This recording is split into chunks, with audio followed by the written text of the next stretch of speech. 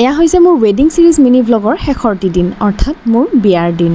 এয়া আবেলি সময়। আচলতে পুৱাৰ পৰা সকলো ব্যস্ত বাবেই ক্লিপ অকণমানো লোৱা হোৱা নাছিলে। আৰু এয়া সন্ধিয়া আমি সকলোৱে মিলি ডান্স কৰিলোঁ।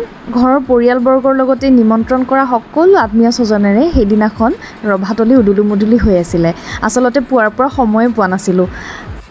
ইমান মানুহ হৈছিলে যে এখন্তেক বহিবও সময় পোৱা নাই। আৰু সন্ধিয়া এয়া দেখিছেনে, মোৰ কালিগ, মোৰ বন্ধু বান্ধৱী আৰু বা ভাইটিৰো বন্ধু বান্ধৱী সকলোৱে আৰু পৰিয়ালৰ সকলো মিলি আমি একেলগে ইমান ফূৰ্তি কৰিলোঁ।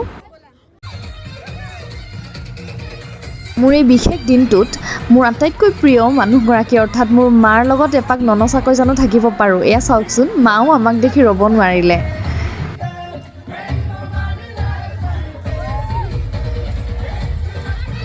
এনেকৈয়ে সেই দিনটোৰ আটাইতকৈ গুৰুত্বপূৰ্ণ সময়খিনি পাইছিলে আহি, আৰু তাৰ আগতেই আমি ট্ৰানজিশ্যন ৰিলকেইটাও কমপ্লিট কৰি লৈছিলোঁ।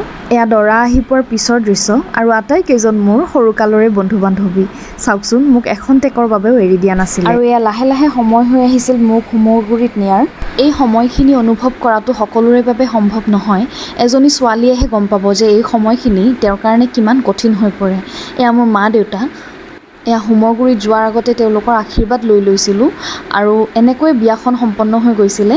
আৰু এয়া দেখিছেনে, বিয়াৰ শেষত কিছুমান নিয়ম আছে। এয়া জেঠাই মাহঁতে সকলোৱে নিয়মবিলাক কৰি আছিলে, আৰু ইয়াৰ শেষতহে বৰযাত্ৰীয়ে আচলতে কইনাক লৈ যাব পাৰে। আৰু ঠিক কোৱা মতেই মোৰ মানুহজনেও নিয়মবিলাক কৰি গৈছিলে। আৰু এনেকৈয়ে সকলোৰে আশীৰ্বাদত আমাৰ যুগ্ম জীৱনৰ আৰম্ভণি হৈছিলে।